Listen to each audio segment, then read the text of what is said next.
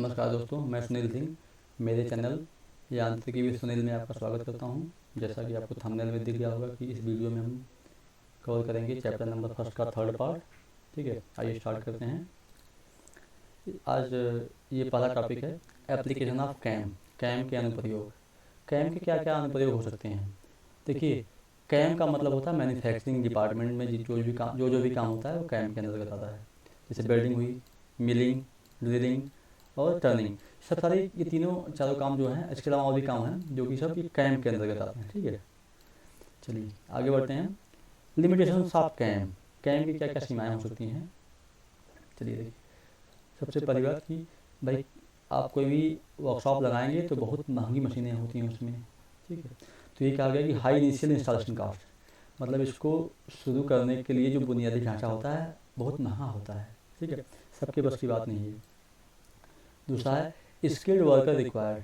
जो आपके पास वर्कर होंगे वो पढ़े लिखे होंगे, मतलब वो ट्रेंड होंगे। ऐसा नहीं किसी को आप पकड़ के लाएं और आप उनसे काम करवाएं। ठीक है, नेक्स्ट है कैम सॉफ्टवेयर और स्पेशल टूल रिक्वायर्ड। मतलब आपको एक कैम सॉफ्टवेयर की आवश्यकता होगी और जिससे आपके पास सीएनसी मशीन है उसका सॉफ्टवेयर होता है। और सीएनसी मशीन है तो उसके लिए टूल जो है स्पेशल होंगे। ऐसा नहीं कोई भी टूल आप लगा दीजिए चलने लगेगा। ठीक है, यही इसमें बताया गया है। आगे अब नेक्स्ट टॉपिक है आपका कंप्यूटर इंटीग्रेटेड मैन्युफैक्चरिंग। इसका मतलब है कंप्यूटर एकीकृत विनिर्माण। इसको शॉर्ट में कहते हैं सिम, CIM। सी हो गया और आई और एम। ठीक है, कंप्यूटर इंटीग्रेटेड मैन्युफैक्चरिंग। एकीकृत का मतलब होता है कि एक में जोड़ देना, कई चीज़ों को एक में जोड़ देना, तो कहते हैं एकीकृत। इसमें क्या किया गया है कि कैड और कैम को एक साथ जोड़ के एक ही डिपार्टमेंट बना दिया गया है, सिम। ठीक है, दोनों काम एक साथ होते हैं। जैसे आपका कैड काम डिजाइनिंग कहीं और हो रही है और मैन्युफैक्चरिंग कहीं और हो रही है, तो दोनों की एक ही जगह जोड़ के एक ही जगह काम किया जाए। कि जैसे कि आपकी डिज़ाइन में कहीं कुछ चेंज हुआ तो तुरंत तुरंत इम्प्लीमेंट हो जाए मैन्युफैक्चरिंग में। या मैन्युफैक्चरिंग में ऐसा लगा कि भाई डिज़ाइन में कुछ चेंज करना है तो चेंज डिज़ाइन हुई है, तुरंत वहीं खड़े खड़े आपकी मैन्युफैक्चरिंग में तुरंत इम्प्लीमेंट कर दिया गया। ठीक है, दोनों काम एक साथ होते हैं इसमें। ऐसा नहीं कि टाइम बर्बाद नहीं होता है इसमें, कि आपको लगता है मैन्युफैक्चरिंग डिपार्टमेंट की या टाइम ये डिज़ाइन में कुछ करेक्शन की आवश्यकता है और वो भेजेगा इन्फॉर्मेशन डिज़ाइन डिपार्टमेंट को, फिर वहाँ जाएगा, वहाँ से होकर फिर मैन्युफैक्चरिंग में आएगा, तो टाइम बर्बाद होता है। इसमें टाइम जो की बचत होती है, काम फास्ट होता है। ठीक है, तो इसमें यही कहा गया है। तो इसमें क्या है कि डिज़ाइन संबंधी और पराक्रम संबंधी दोनों काम होते हैं। ठीक है, तो इसी सुविधापूर्वक हल करने की प्रक्रिया को सिम कहते हैं, या ऐसा विनिर्माण जिसमें कंप्यूटर का उपयोग किया जाता है। ठीक है, तो सिम कहलाता है। इसको 2 भाग में डिवाइड किया गया है। ठीक है, देखिए वही कैड कैम जो हमने बताया था आपको, कैड कैम।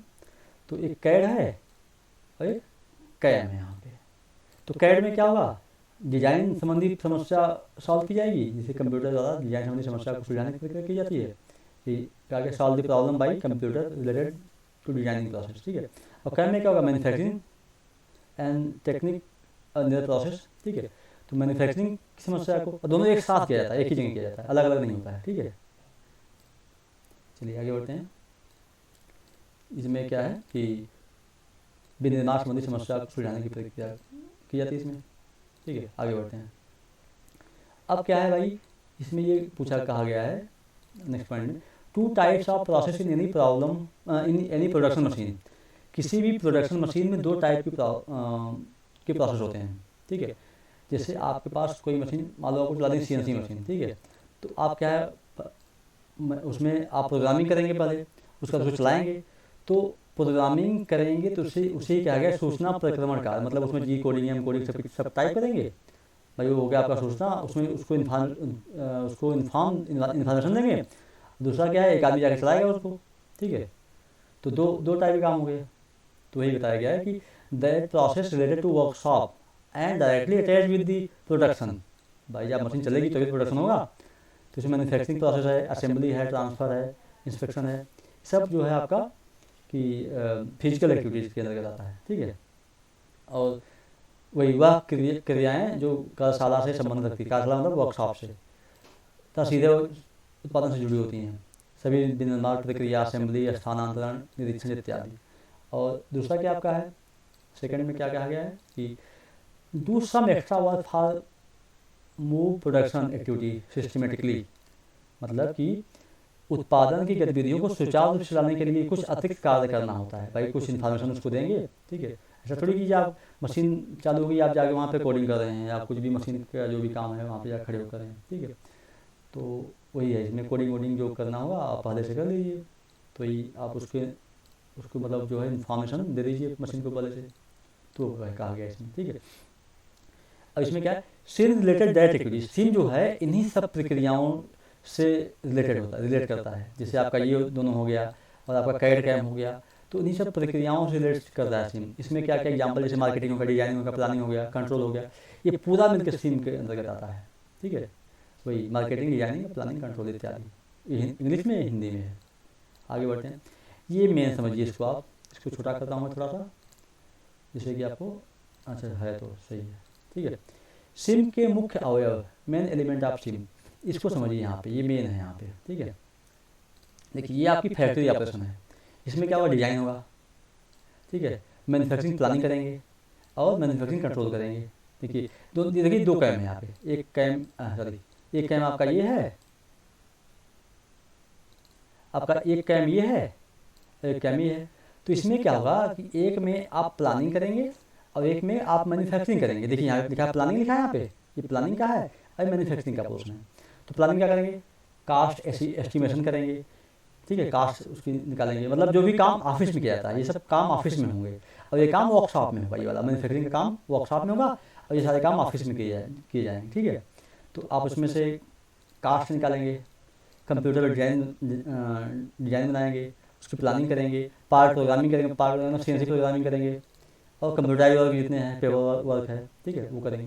और मैन्युफैक्चरिंग में मतलब वर्कशॉप में क्या होगा, जाके कंट्रोल करेंगे, उसकी मॉनिटरिंग करेंगे, काम कैसे हो रहा है, साफ मतलब जहाँ पे काम होता है उसको कंट्रोल करेंगे। और कंप्यूटर एडेड इन्फेक्शन, मतलब उसका इन्फेक्शन भी करेंगे कंप्यूटर पे बैठ के, ठीक है। और ये आपका है, एक और है कंप्यूटराइज बिजनेस सिस्टम। ये सारा काम जो है ऑफिशियल काम में भी होता है। इसमें क्या है, ऑर्डर एंट्री, मतलब कितना माल आएगा कितना माल जाएगा, ऑर्डर की एंट्री की जाएगी। अकाउंटिंग, मतलब कि भाई पैसे का लेखा जोखा।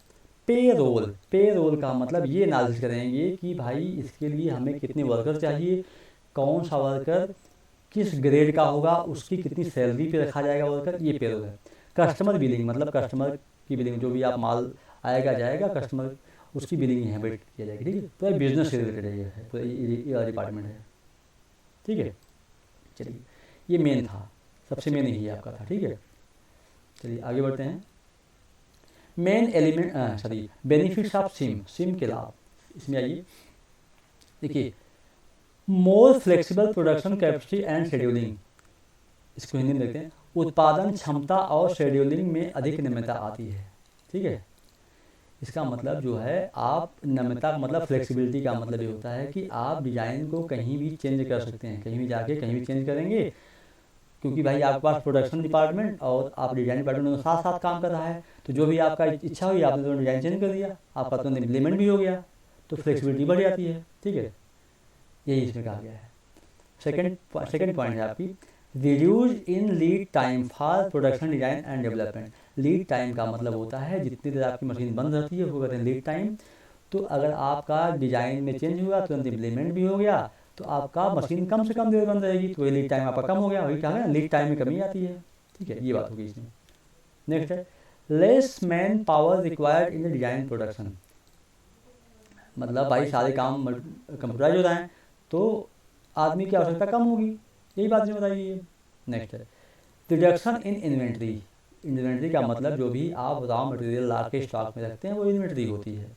जब सारा काम कंप्यूटराइज हो रहा है तो आपको पता है कि कौन सी मशीन कितनी देर में ये काम करके फिनिश कर लेगी, तो आपका सब पूरा कैलकुलेटेड रहता है। तो आपको पता है कि कौन सा माल मंगा के रखना है, कौन सा माल मंगा के नहीं रखना है। अगर माल आप ज़्यादा मंगा के रख लेंगे स्टॉक में तो आपका पैसा ज़्यादा फंस जाएगा मार्केट में, तो आप इसका फ़ायदा मिलेगा कि आप कम से कम मटेरियल को मंगा के रख सकते हैं। ऐसा नहीं कि आप ज़्यादा माल मंगा के रख लीजिए, आपका जो ये स्टॉक है जो आपका वो भी भरा हुआ है और पैसा भी आपका फंस गया है, ठीक है।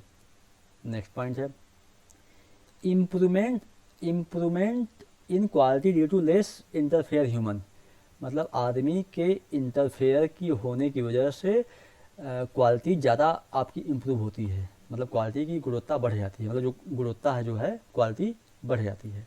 क्योंकि जितना आदमी काम करेगा उतने गलतियां करेगा, जितनी मशीन काम करेगी गलतियां उतनी कम से कम होगी। तो यही कहा गया है कि मानव के कम हस्तक्षेप से गुणवत्ता में वृद्धि होती है। ठीक है, क्योंकि आदमी वही गलती करेगा, क्योंकि आदमी जो है गलती का पुतला होता है, आप जानते हैं।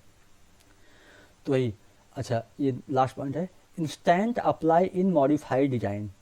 इसको हमने पहले कई बार समझाया है कि क्योंकि आपका डिजाइन डिपार्टमेंट और मैन्युफैक्चरिंग डिपार्टमेंट एक ही जगह है, जो भी डिजाइन में चेंज होगा तुरंत उसका इम्प्लीमेंट हो जाएगा। वही डिजाइन के परिवर्तन को तुरंत क्रियान्वित किया जा सकता है। डिजाइन को चेंज किया गया, तुरंत उसको मतलब उसको इम्प्लीमेंट कर दिया गया, क्योंकि दोनों डिपार्टमेंट पास पास बैठा हुआ है, जो भी चेंज होगा तुरंत उसको इम्प्लीमेंट कर दिया गया। तो यहाँ पे यही बताया गया है। ठीक है, चलिए ये मेरा चैप्टर यहाँ पे ये वाला मेरा लेक्चर यहाँ ख़त्म होता है। और अगर आपका कोई दोस्त हो जिसको इसकी ज़रूरत है, उसको आप शेयर करिए लिंक को। आपकी कोई समस्या हो आप इसको कमेंट कर सकते हैं, मैं आपकी समस्या को देखूंगा, क्या समस्या है उसको मैं इम्प्रूव करूंगा। ठीक है, और इसकी पीडीएफ को मैं आपके डिस्क्रिप्शन में लिंक भेज दूंगा, आप वहाँ से इसकी पीडीएफ भी डाउनलोड कर सकते हैं। और मैंने चैप्टर नंबर 2 और 3 को कवर कर लिया है। अगर अभी तक आपने देखा नहीं है उसको, तो जाकर उसको देख लीजिए। उसका भी लिंक मैंने इसके डिस्क्रिप्शन में डाल दिया हूँ, आप जाकर वहाँ पे देख सकते हैं। ठीक है, तब तक के लिए धन्यवाद, आपका समय शुभ हो।